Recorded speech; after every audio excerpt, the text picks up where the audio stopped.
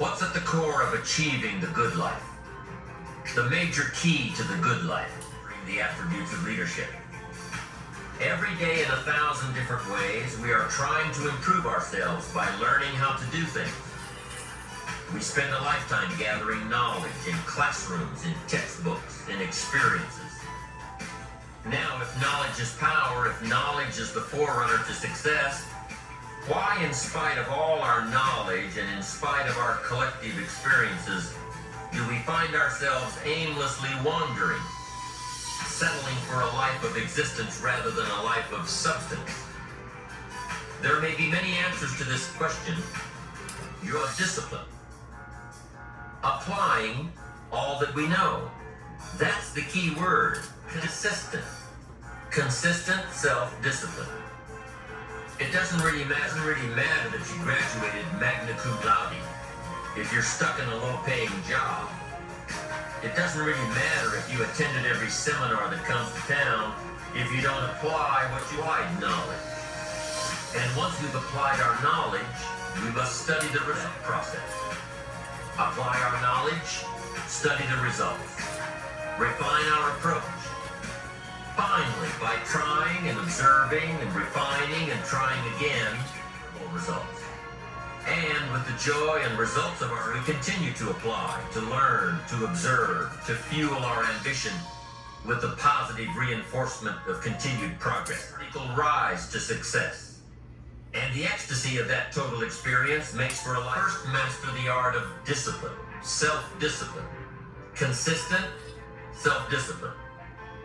It takes consistent self-discipline to the art of setting goals, to master the art of time management, to master the art of leadership, to master the art. Our time will be eaten up by others whose demand trying. When that nagging voice within us brings up the discipline to admit our errors and recognize our limitations, or even withhold the truth, is an inherent do it. I didn't do it. Well, maybe Johnny did.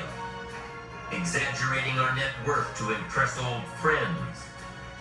Exaggerating how close we are to closing a deal. Only an all-out, disciplined assault can overcome this tendency today. Once habits are formed, they act like a giant cable.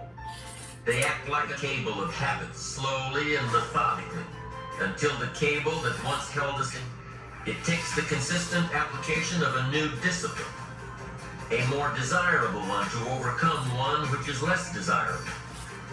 It takes awareness and the time of our implementation, then that is called procrastination. Tomorrow instead of today. Do it now. Do it to the best of your ability. Today, it becomes instinctive. Procrastinate not what you must. In every circumstance, we are constantly presented with these two choices. Do it now, or do it later. Discipline and procrastination.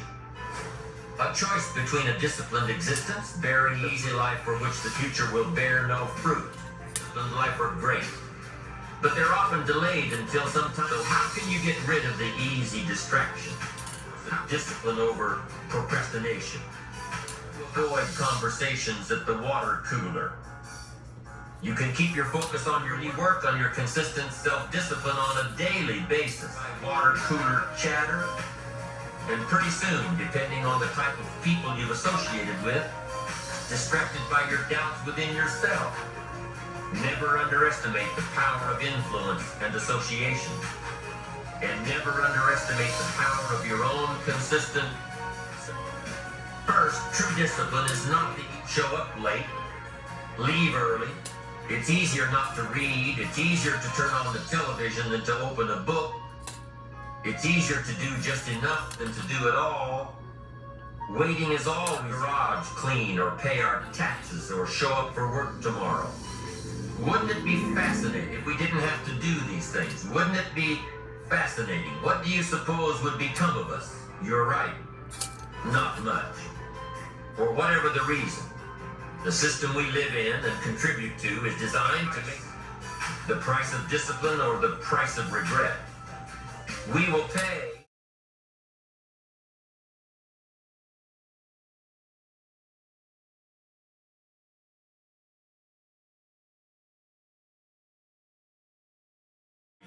the same discipline necessary for success eventually destroy our self-discipline in the areas we've been working on. Consistency cannot be inconsistent. Discipline is the mind being trained to control our lives. Discipline is a set of standards. Discipline is imposing on ourselves the requirements for honoring these standards. Once we've adopted these standards of behavior, announcing our standards and condemn those who believe any differently, but then we don't walk the talk. We end up acting in a way far different from the beliefs we've shouted. This is inconsistent. Discipline at all. These people seem to wander aimlessly, changing procedures, changing standards, changing loyalties, and shifting care and attention. Everything of value requires discipline. Children require boundaries to work within so they feel secure and comfortable to explore and grow. They must learn to recognize what's right and what's wrong, consistent discipline, or they'll be confused as to how they're supposed to behave. Likewise, our thoughts require discipline.